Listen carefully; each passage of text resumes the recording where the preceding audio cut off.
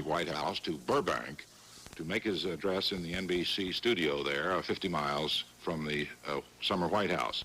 He was accompanied by his foreign policy advisor, Henry Kissinger, just back from a global trip pursuing information about the latest Viet Cong peace proposal, and by John Scali, also a foreign policy advisor.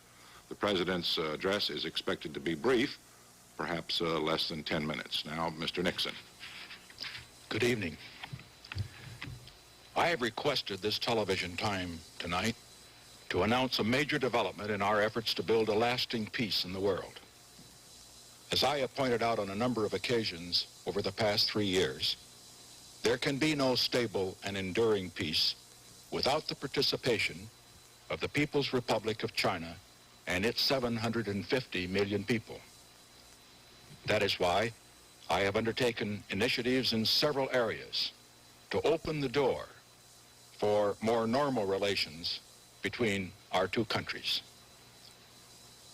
In pursuance of that goal, I sent Dr. Kissinger, my assistant for national security affairs, to Peking during his recent world tour for the purpose of having talks with Premier Zhou Enlai.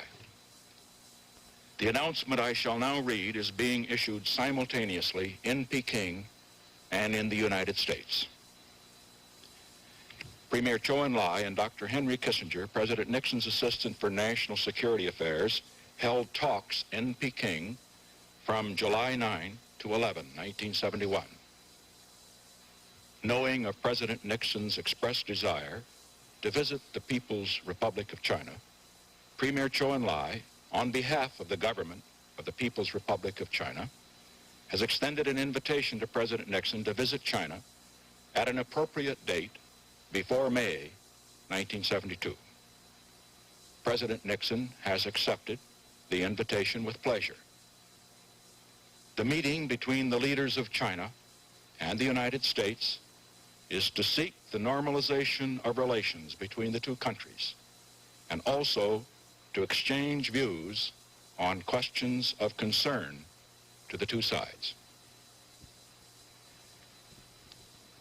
In anticipation of the inevitable speculation which will follow this announcement, I want to put our policy in the clearest possible context. Our action in seeking a new relationship with the People's Republic of China will not be at the expense of our old friends. It is not directed against any other nation. We seek friendly relations with all nations. Any nation can be our friend without being any other nation's enemy. I have taken this action because of my profound conviction that all nations will gain from a reduction of tensions and a better relationship between the United States and the People's Republic of China. It is in this spirit that I will undertake what I deeply hope will become a journey for peace. Peace not just for our generation, but for future generations on this earth we share together. Thank you and good night.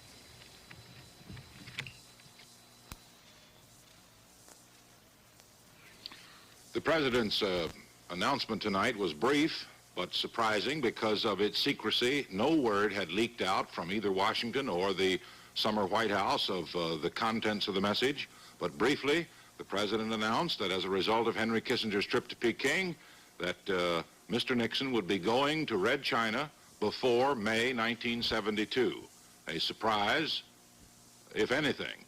The President said he was going as a journey to peace and that he had accepted with pleasure to seek the normalization of relations with Red China and the question of concern to both sides. He did not tonight touch on the question of the admission of Red China to the United Nations.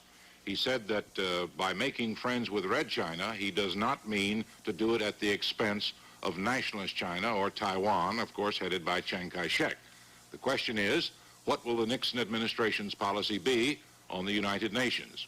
Is Mr. Nixon heading toward a policy that would admit Red China to the General Assembly and remove Taiwan from the United Nations altogether, or would Taiwan stay on the Security Council and admit Red China only to the General Assembly? These are questions the President did not talk about, and of course they will await his trip to the People's Republic of China before May 1972.